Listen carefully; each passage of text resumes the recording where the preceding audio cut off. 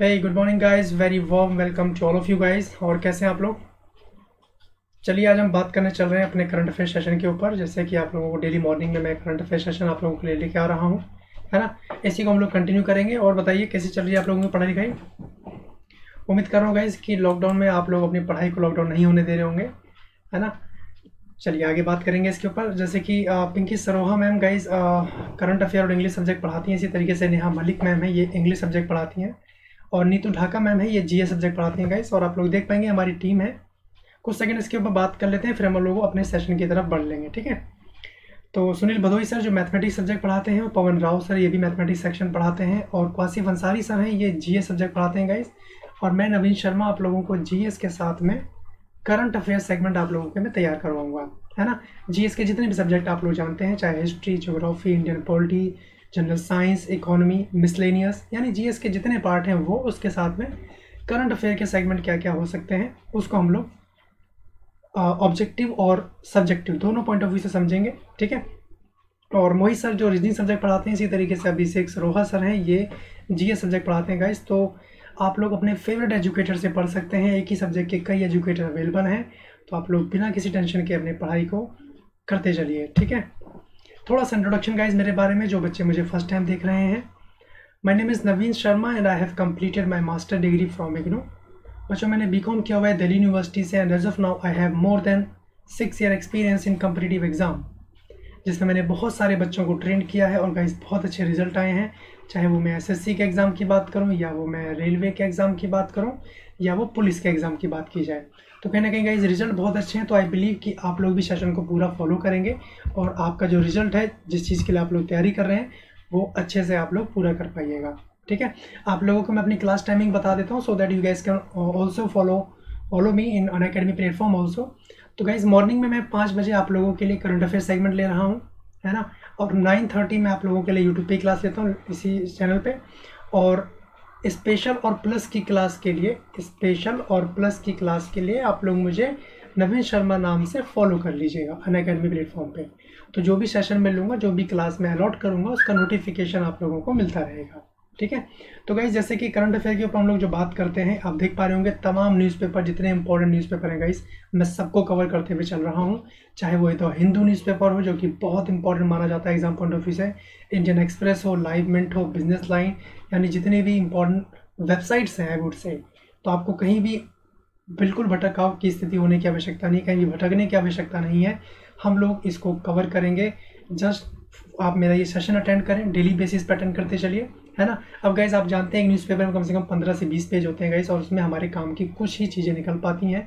और उन कुछ चीज़ों में मैं आप लोगों के लिए बिल्कुल क्रिस्टल क्लियर मामला आप लोगों के लिए लेके आ रहा हूँ, तो आप उसको फॉलो करते चलिए, ठीक है जी। चलिए स्टार्ट करते हैं। तो गाइज सबसे पहला क्वेश्चन आप लोगों के सामने है कि अमेरिका ने कोरोना वायरस से लड़ाई के लिए US agency for international development के जरिए किस देश को 23 करोड़ रुपए की देने की घोषणा करी है। The US has announced another ₹23 crore to which country through the US agency for international development to fight the coronavirus. तो किससे करी है गाइस, किस देश को करी है? ये भारत को करी गई है, ध्यान रखिएगा, ठीक है ना। आपको बता दें 23 करोड़ रुपए देने की घोषणा की गई है इसके अंतर्गत। और इससे पहले अमेरिका ने कोरोना वायरस से लड़ने के लिए 64 देशों को लगभग 1302 करोड़ रुपए देने की, वित्तीय मदद देने की यहाँ पे घोषणा की थी, जिसमें भारत को 22 करोड़ रुपए मिलने थे, है ना। तो 23 करोड़ रुपए देने की यहाँ पे फाइनली घोषणा हो गई है, ध्यान रखिएगा इसके बारे में, ठीक है। चलिए अगला देखते हैं। हाल ही में किस देश ने लेबनानी समूह हिजबुल्लाह की सभी गतिविधियों पर प्रतिबंध लगाकर इसे आतंकवादी संगठन घोषित कर दिया है? गाइज एक हम लोग संगठन पढ़ रहे होंगे, स्पेन का संगठन है, एक नाइजीरिया का संगठन है, आतंकवादी संगठन, बहुत इंपॉर्टेंट गाइज, कई बार एग्जाम में देखने को बनता है। बट पहले अपने क्वेश्चन की तरफ चल रहे हैं। Which country has recently declare all activity of the Lebanon group Hezbollah a terrorist organisation. ये जो समूह है लेबनानी समूह, ये हिजबुल्लाह की सभी गतिविधियों पर प्रतिबंध लगा के इसे आतंकवादी संगठन के रूप में घोषित कर दिया गया। ये घोषणा करने वाला देश है जर्मनी। तो लेबनानी समूह हिजबुल्लाह कहाँ का आतंकवादी संगठन है गाइस? जर्मनी, ठीक है। मैंने बोला स्पेन का आतंकवादी संगठन है बास्क। नाइजीरिया का आतंकवादी संगठन है गाइज बोको हरम, यूरोप के ही देश हैं, तो आपको ये भी ध्यान रखना है इसके अंदर, ठीक है, बोको हरम और बास्क। तो यहाँ पे आप देख पा रहे होंगे कि जर्मनी, रशिया, जापान, चाइना, तो Germany would be your right answer. इन्होंने इसको आतंकवादी घोषित कर दिया है और पुलिस ने कई शहरों में मस्जिद की संस्थाओं पर रेड भी करी है। यहाँ पे बकौल जर्मन सरकार हिजबुल्लाह की गतिविधियों आपराधिक कानून का उल्लंघन करती हैं, ऐसा यहाँ पे बताया है। और रिपोर्ट के मुताबिक ये भी बताया गया है कि अमेरिका व इजराइल व ईरान समर्थित इस समूह पर प्रतिबंध लगाने की मांग की गई थी, है ना। तो आप लोग यही ध्यान रखेंगे कि कहाँ का आतंकवादी संगठन है, जर्मनी, स्पेन का बास्क और नाइजीरिया का बोको हरम। उम्मीद करता हूँ याद रख पाएंगे। ये क्वेश्चन तो कई बार देखने को बनेगा। इस आपको बता दें 2017-18 में स्पेन का एक देश है कैटलोनिया, स्पेन का एक क्षेत्र है कैटलोनिया, जैसे भारत में हैदराबाद है ना, जम्मू कश्मीर है, मुंबई है, इसी तरीके से स्पेन में एक क्षेत्र है कैटलोनिया। और ये कैटलोनिया क्षेत्र स्पेन से अलग होने की मांग कर रहा है। ये कब से मांग कर रहा है कि मुझे स्पेन से अलग होना है, मुझे अलग देश घोषित कीजिए। और ये जो बास्क आतंकवादी संगठन है वो इसकी मदद भी कर रहा है। एसएससी में ये एक प्रश्न पूछा जा चुका है कि स्पेन का कौन सा देश, कौन सा क्षेत्र जो उससे अलग होने की मांग कर रहा है, कैटलोनिया, ठीक है। चलिए आगे बढ़ते हैं। किस राज्य सरकार ने कार और जीप जैसे सरकारी वाहनों की खरीद पर साल भर के लिए बैन लगा दिया गया? किस राज्य सरकार ने लगाया ये आपको बताना है। Which state government band the purchase of government vehicle like car and jeeps for a year? एक साल तक के लिए बैन लगा दिया गया है गाइस। ये हरियाणा सरकार ने काम किया है, आप ध्यान रखेंगे। हरियाणा कैबिनेट ने लॉकडाउन के बीच बसों, एम्बुलेंस, अग्निशमन वाहनों जैसे आपातकालीन सेवाओं के वाहनों को छोड़कर कार व जीप समेत सभी नए वाहनों पर खरीद पर मौजूदा वित्त वर्ष में पूर्ण प्रतिबंध लगा दिया है यहाँ पे। और राज्य सरकार ने बताया कि अगर नई कार या जीप की सख्त जरूरत पड़ती है तो वाहनों की आउटसोर्सिंग हरियाणा से की जाएगी, ऐसा इन्होंने कहा है। और यह निर्णय मुख्यमंत्री जो हरियाणा के हैं मनोहर लाल खट्टर, उनकी अध्यक्षता में लिया गया है। तो हरियाणा के सीएम आप जरूर ध्यान रखेंगे, है ना, मनोहर लाल खट्टर।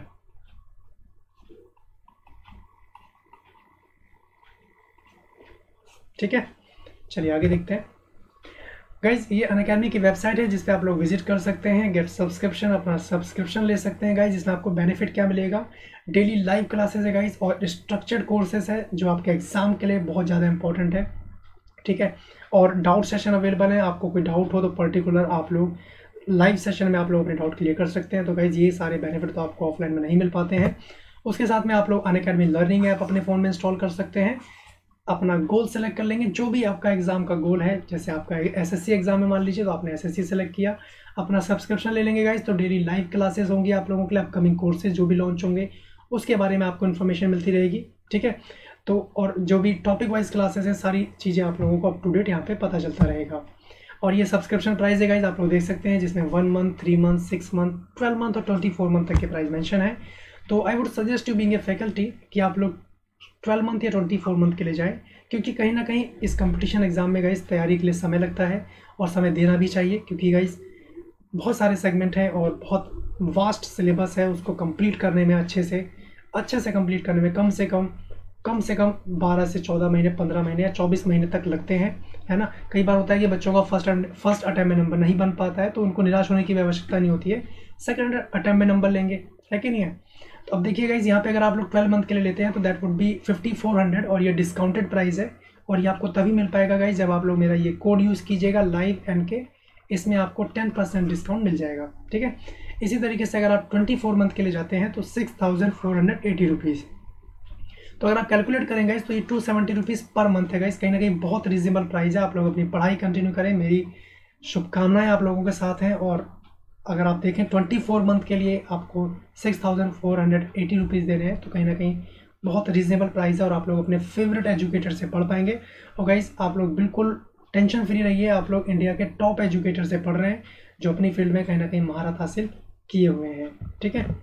चलिए अगले प्रश्न की तरफ आगे बढ़ रहे हैं। कोई भी डाउट होगा आप लोगों को तो you guys can call me and WhatsApp me also, I will update you, ठीक है। अच्छा अब देखिए, अंतर्राष्ट्रीय श्रमिक दिवस, इंटरनेशनल लेबर डे निम्न में से किस दिन मनाया जाता है गाइस। इसमें मुझे उम्मीद है कि किसी को डाउट नहीं होना चाहिए। 1 मई को मनाया जाता है। International labour day is observe on which of the following days, तो 1 मई। भारत ही नहीं विश्व के लगभग 80 देशों में इस दिन राष्ट्रीय नेशनल हॉलीडे होता है गाइस यहाँ पे, है ना। इसे मई दिवस के नाम से भी जाना जाता है। किस नाम से जाना जाता है?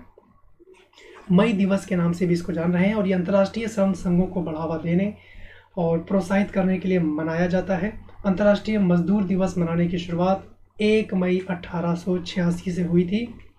1 मई 1886 से इसकी शुरुआत की गई थी, ध्यान रखिएगा, ठीक है। और जब अमेरिका की मजदूर यूनियनों ने काम का समय 8 घंटे से ज़्यादा न रखने की हड़ताल की थी, तब से ये डे सेलिब्रेट हो रहा है। और भारत में मजदूर दिवस की शुरुआत चेन्नई में की गई गाइस, ध्यान रखेंगे, बहुत इंपॉर्टेंट पॉइंट। भारत में इसकी शुरुआत कहाँ की गई? चेन्नई से की गई। और कब? 1 मई 1923। अगर विश्व स्तर पे पूछे तो 1886 अमेरिका से की जा रही है, और अगर भारत से पूछ लिया जाए तो 1 मई 1923 चेन्नई से इसकी शुरुआत हुई है, ठीक है, ध्यान रखिएगा गाइस। चलिए आगे बढ़ रहे हैं। हाल ही में किए गए अध्ययन के अनुसार निम्न में से किस नदी पर चीन द्वारा बनाए गए बांधों के कारण अनुप्रवाह देशों में सूखे की स्थिति देखी गई है? According to recent study, on which of the following river drought conditions were observed in downstream countries due to dam built by China? तो गाइज ये मेकांग रिवर है जिसके कारण ये मामला देखने को सामने बन रहा है ना। इसमें बताया जा रहा है कि लोअर मेकांग इनिशिएटिव द्वारा प्रकाशित किया गया है इस अध्ययन को बेसिकली जो है, और अमेरिकी सरकार द्वारा इसको फाइनेंस भी किया जाता है सॉरी, ठीक है। और वर्ष 2012 से मेकांग नदी पर ये 6 बांधों के कारण ये सूखे की स्थिति यहाँ पे देखने को बन रही है। तो कौन सी नदी है इसके लिए पीछे इसके जिम्मेदार है? मेकांग रिवर, आप लोग ध्यान रखिएगा इसके बारे में, ठीक है। चलिए आगे देखते हैं। हाल ही में किस संस्था द्वारा जारी की गई एक रिपोर्ट के अनुसार कोविड-19 के कारण वर्तमान में विश्व की आधी श्रमिक आबादी के लिए अपनी आजीविका खोने का खतरा बन गया है? According to a report recently released by which organization, COVID-19 currently poses a threat to half of the world's labor population losing their livelihood. तो कौन है? अंतर्राष्ट्रीय श्रमिक संगठन, इंटरनेशनल लेबर ऑर्गेनाइजेशन। इसके तहत ये मामला बताया जा रहा है कि यार ये कहीं ना कहीं यहाँ पे जो इनकी आजीविका है, जिसके थ्रू ये अपने जीवन का भरण पोषण कर रहे हैं, उसका खतरा सामने बना है। तो ये इंटरनेशनल लेबर ऑर्गेनाइजेशन है। आप लोगों को कमेंट में क्या बताना है गाइज, ये आप लोगों के लिए छोटा सा होमवर्क रहेगा। इसका मुख्यालय कहाँ है ये बताइएगा आप लोग, ठीक है जी। इसका मुख्यालय कहाँ है ये आप लोग कमेंट करके बताइएगा। हेडक्वार्टर कहाँ है ये मैं आपसे पूछना चाह रहा हूँ, ठीक है, हेडक्वार्टर। चलिए आगे देखते हैं। बजट पारदर्शिता और जवाबदेही, बजट ट्रांसपेरेंसी एंड अकाउंटेबिलिटी में भारत को कितने स्थान पर रखा गया है? How much India has been placed in budget transparency and accountability? तो गाइज 53 नंबर रैंक इसको मिली है इस बार, आप ध्यान रखेंगे इसके बारे में। यह बजट पारदर्शिता के स्तर को 0 से 100 पैमाने के बीच इसको मापता है। कितने? 0 से 100 पैमाने के बीच, तो जिसमें 53 नंबर पे भारत का स्थान आया है, आप ध्यान रखेंगे इसके बारे में, ठीक है। चलिए आगे देखते हैं। हाल ही में किस राज्य ने डीजल, पेट्रोल और मोटर स्पिरिट के लिए कोविड-19 उपकर सेस लगाने की योजना शुरू करी है? Which state has recently launched a plan to impose कोविड-19 cess for diesel, petrol and motor spirit? तो गाइज ये नागालैंड राज्य ने करा है। नागालैंड भारत का एकमात्र राज्य गाइज जिसकी राजकीय भाषा इंग्लिश है, अंग्रेजी इसकी राजकीय भाषा है। आप ऐसे ही करके नोट कर लीजिएगा। एकमात्र राज्य भारत का जिसकी राजकीय भाषा का मतलब गाइज आप समझे, राजकीय भाषा मतलब राजभाषा जिसे बोल रहे हैं, यानी वहाँ के सरकारी कामकाज की भाषा, ठीक है। तो यहाँ की राजकीय भाषा क्या है? अंग्रेजी। ये पॉइंट यहाँ पे आप लोग ध्यान रखिएगा।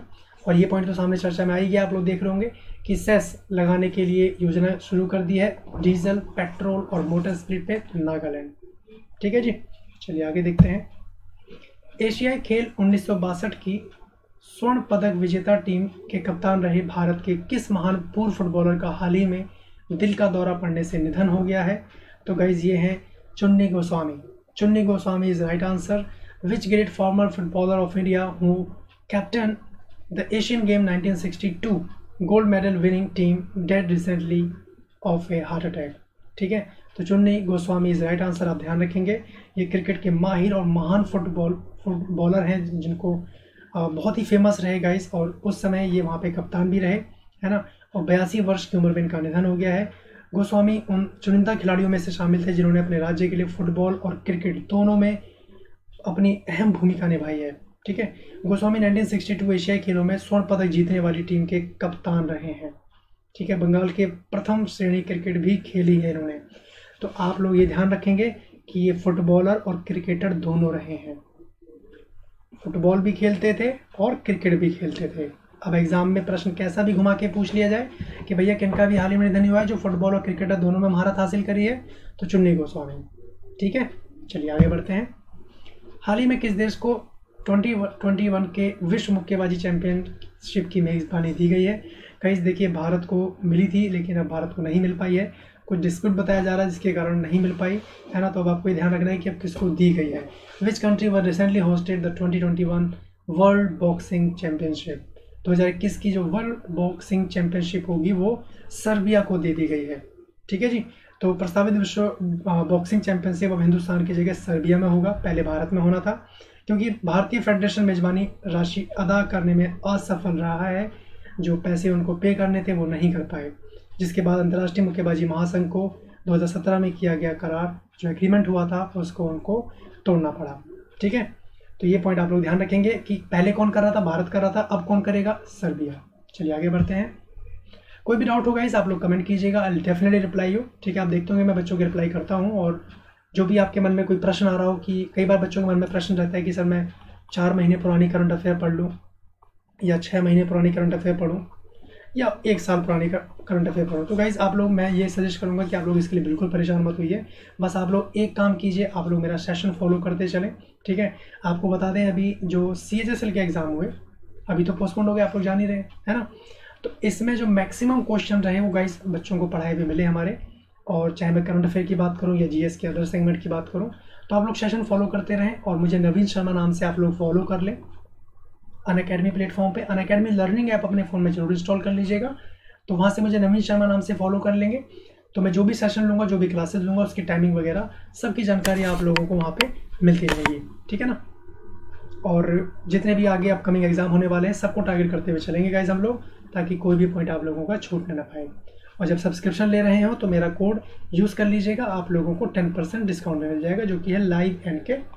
ठीक है जी, चलिए आगे बढ़ रहे हैं। बॉलीवुड अभिनेता इरफान खान का हाल ही में निधन हो गया, वे किस बीमारी से पीड़ित थे?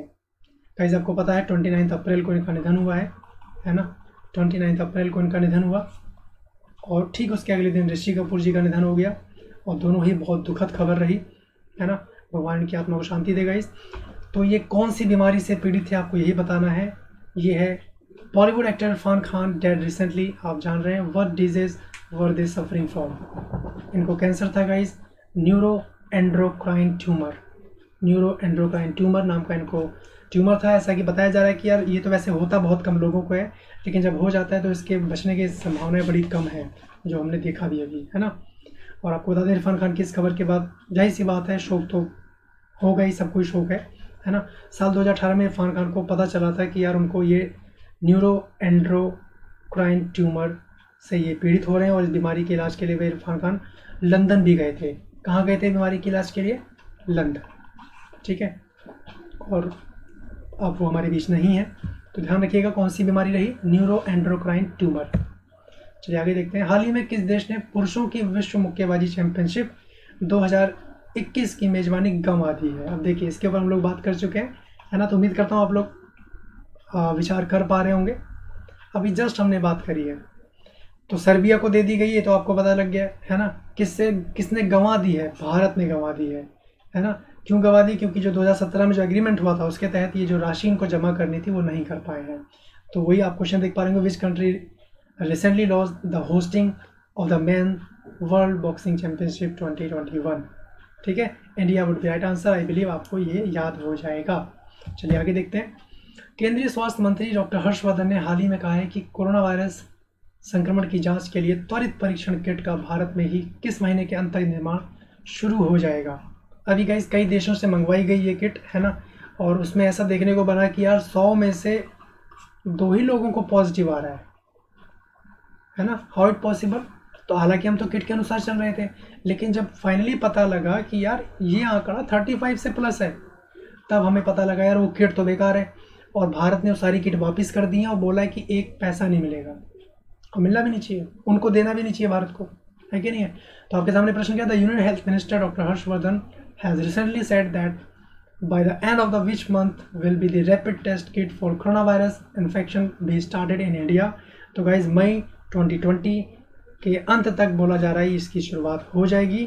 तो अब यहाँ पे भारत में ही जो बनी किट होंगी उनसे ही इसकी शुरुआत की जाएगी, ठीक है ना। चलिए आगे चल रहे हैं। मूडीज इन्वेस्टर सर्विस ने 2020 के लिए भारत के आर्थिक वृद्धि दर के अनुमान को घटाकर कितने फीसदी कर दिया है। Moody's investor service has reduced India's economic growth forecast for 2020 to what percent. तो गाइज ये 0.2% 0.2% कर दिया गया है, आप ये ध्यान रखेंगे, है ना। मूडीज इन्वेस्टर सर्विस ने 2020 के लिए भारत के आर्थिक वृद्धि दर के अनुमान को घटाकर 0.2% कर दिया है, जबकि मार्च में उसने 2.5% वृद्धि दर की उम्मीद जताई थी। इन्होंने बोला था कि 2.5% वृद्धि देखने को बनेगी, लेकिन ये इतनी घटा दी गई है, ठीक है। और मूडीज बोल रही है कि 2021 में 6.2% फीसदी रहने का ये अनुमान बता रहे हैं। 6.2% फॉर 2021, 2021 के लिए बोल रहे हैं कि इतना ये रहेगा। और 2020 में चीन की वृद्धि दर 1% फीसदी रह सकती है, चाइना के बारे में बताया जा रहा है, ठीक है ना। चलिए आगे बढ़ रहे हैं। एशियाई विश्व बैंक एडीबी ने बताया कि उसने कोरोना वायरस महामारी के खिलाफ लड़ाई में मदद के लिए किस देश को लगभग 11,370 करोड़ रुपए ऋण देने की मंजूरी दी है। किसने? ADB, Asia development bank.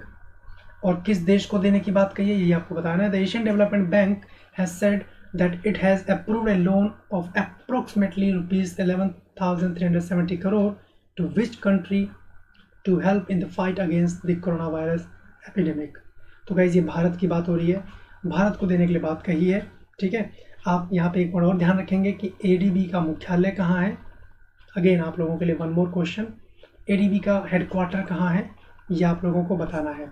मैंने आप लोगों को इससे पहले क्वेश्चन और दिया था, ILO का मुख्यालय कहाँ है। तो दो मुख्यालय आप लोगों को सर्च करके कमेंट सेक्शन में कमेंट करने हैं। मैं देखना चाहता हूं किस बच्चे का कमेंट सबसे पहले आता है। चलिए, केंद्र सरकार ने बंदरगाहों पर काम करने वाले कर्मचारियों की ड्यूटी के दौरान कोरोना वायरस से संक्रमण होने से मौत होने पर उनके परिजनों को कितने लाख रुपए का मुआवजा देने की घोषणा करी है। केंद्र सरकार ने बोल दिया कि बंदरगाहों पर जो काम कर रहे हैं कर्मचारी, क्योंकि कहीं ना कहीं माल का आवाजाही हो रही है वहाँ पे, तो कितने लाख रुपए देने की बात कही है ये आपको ऑप्शन के अकॉर्डिंग बताना है। The central government has announced compensation of how many lakh rupees to their families on death due to infection with coronavirus while on duty at ports। तो गाइस 50 लाख रुपीस की उन्होंने बात कही है, 50 लाख रुपए उनके परिजनों को एज ए मुआवजा, एज ए कंपनसेशन उनको दिया जाएगा। तो आप ये पॉइंट ध्यान रखिएगा, ठीक है। आगे देखते हैं। हाल ही में किस देश के सर्दर्न ट्रांजिशनल काउंसिल अलगाववादी समूह ने घोषणा की है कि वह अपने नियंत्रण वाले क्षेत्रों में स्वशासन स्थापित करेगा। Recently which country southern transitional council separatist group has announced that it will establish self governance in the areas under its control. तो किसने करा है गाइस? ये यमन ने करा है, ठीक है। यमन वो देश है जिसने बोला है कि वो वहाँ पे गुड सेल्फ गवर्नेंस वहाँ पे लाएगा, स्वशासन स्थापित करेगा। ये किसने बोला है? यमन ने, ठीक है। चलिए आगे देखते हैं। केंद्र सरकार ने औद्योगिक विवाद अधिनियम के प्रावधानों के तहत बैंकिंग उद्योग को किस तारीख अवधि तक के लिए सार्वजनिक उपयोगिता सेवा घोषित किया है। The central government has declared the banking industry as a public utility service for the period up to which date under the provision of the industrial dispute act. ठीक है जी, बहुत इंपॉर्टेंट क्वेश्चन है गाइस। 21 अक्टूबर तक के लिए बोला गया है, तो 21 अक्टूबर इसका राइट आंसर हो जाता है, ठीक है। चलिए आगे देखते हैं। अंतर्राष्ट्रीय नृत्य दिवस किस दिन मनाया जाता है? बहुत इंपॉर्टेंट क्वेश्चन है guys, exam point of view से। आर्ट एंड कल्चर जिसको हम लोग हिस्ट्री में कवर कर रहे होते हैं, वहाँ से ये प्रश्न आपके सामने देखने को बन सकता है। International dance day is observe on which of the following day. ठीक है, तो ये आपका 29 अप्रैल है, ध्यान रखेंगे इसके बारे में। 29 अप्रैल, ठीक है। 29 अप्रैल 1982 को इसकी शुरुआत की गई थी। 29 अप्रैल 1982 को इसकी शुरुआत की गई थी, आप लोग ध्यान रखिएगा इसके बारे में, ठीक है। और यूनेस्को ने अंतर्राष्ट्रीय थिएटर इंस्टीट्यूट की अंतर्राष्ट्रीय डांस कमेटी ने 29 अप्रैल को नृत्य दिवस रूस में स्थापित किया था। कहाँ स्थापित किया था गाइस? रूस में, रशिया में स्थापित किया गया। और एक महान रिफॉर्मर जीन जॉर्ज नॉर्वेयर के जन्म की स्मृति में यह दिन अंतर्राष्ट्रीय नृत्य दिवस के रूप में मनाया जाता है। तो इंटरनेशनल डांस डे किन के उसमें मनाया जा रहा है? रिफॉर्मर जीन जॉर्ज नाम ध्यान रखेंगे, जीन जॉर्ज के उसमें मनाया जाता है अंतर्राष्ट्रीय नृत्य दिवस। ठीक है, आगे देखते हैं। हाल ही में किस राज्य सरकार ने जीवन शक्ति योजना नामक एक नई योजना लॉन्च करी है? Which state government has recently launched a new scheme called जीवन शक्ति योजना? तो गाइज ये एमपी ने लॉन्च करी, आप ध्यान रखेंगे। मध्य प्रदेश के मुख्यमंत्री ने जीवन शक्ति योजना नामक एक नई योजना लॉन्च करी है। और इस योजना का उद्देश्य बेसिकली यही होगा कि शहरी महिलाओं को मास्क बनाने के लिए प्रोत्साहित किया जाएगा। ये जो कोरोना वायरस मामला सामने चल रहा है, कहीं ना कहीं आप लोग भी अगर घर से बाहर निकलना हो रहा है तो मास्क जरूर कैरी करें। अगर मास्क अवेलेबल नहीं है तो घर में आप लोग हैंकी वगैरह होगा, गमछा वगैरह होगा, आप लोग उसको भी कैरी कर सकते हैं। Even you gas can follow towel वगैरह आप लोग लपेट के बाहर निकले, है ना, बिना मास्क के नहीं जाइएगा गाइस, कहीं ना कहीं सेफ्टी बहुत ज़रूरी है। ठीक है, चलिए ठीक है गाइज, आज के लिए इसमें इतना रहने देते हैं। Thank you so much for your time. आप लोग चैनल को सब्सक्राइब जरूर कर लीजिएगा और जब सब्सक्रिप्शन ले रहे हो तो मेरा ये कोड यूज़ करना नहीं भूलिएगा, लाइव NK। आप लोगों को 10% डिस्काउंट इसमें मिल जाता है। और साथ में बेल आइकन को हिट करना नहीं भूलना, ताकि जो भी क्लासेस मैं लूँगा उसका नोटिफिकेशन आप लोगों के पास आता रहेगा। ठीक है, और ये हमारा टेलीग्राम का ग्रुप है गाइज, आप लोग इसी नाम से आप लोग लेटेस्ट अपडेट्स और अपकमिंग वीडियोज़ के लिए टेलीग्राम ग्रुप ज्वाइन कर सकते हैं, है ना। अब आप लोग देख पा रहे होंगे कि लेट्स क्रैक SSC क्वेस्ट नाम से आपका ये चैनल हो गया है, तो उस नाम से आप लोग सर्च कर सकते हैं टेलीग्राम ग्रुप पे। बाकी कोई दिक्कत होगी you guys can WhatsApp me, call me also. मेरा नंबर आप लोग ले सकते हैं 9910180542। ठीक है, कोई भी डाउट होगा, कुछ पूछना चाह रहे हो आप लोग, कुछ बताना चाहते हो तो यू गाइस कैन कमेंट, आप कमेंट करें, मैं आपको रिप्लाई करूँगा उसके ऊपर। और वीडियो को लाइक ज़रूर कर दीजिएगा। ठीक है, और ज़्यादा से ज़्यादा शेयर कीजिएगा ताकि मैक्सिमम बच्चे पढ़ाई कर सकें घर बैठ के, कहीं भी जाने की आवश्यकता नहीं है guys. Complete course, structured course के लिए आप लोग सब्सक्रिप्शन ले लीजिएगा, तो उसमें हम लोग बिल्कुल माइनस से लेते हुए चल रहे हैं टॉपिक को, ताकि कोई भी सब्जेक्ट आप लोगों को छूट ना जाए। जिसको बोला जाता है कि फाउंडेशन तैयार करना, एक बेस तैयार हो जाएगा जब आप लोगों का, तो करंट अफेयर की जो भी आप लोग खुद भी पढ़ रहे होंगे तो आप लोगों को खुद उसको रिलेट कर पाइएगा। तो कहीं ना कहीं बैकग्राउंड स्ट्रांग होना बहुत ज़रूरी है। ठीक है, चलिए ठीक है guys, thank you so much, have a nice day, जय हिंद, अपना ध्यान रखिए, बाय बाय।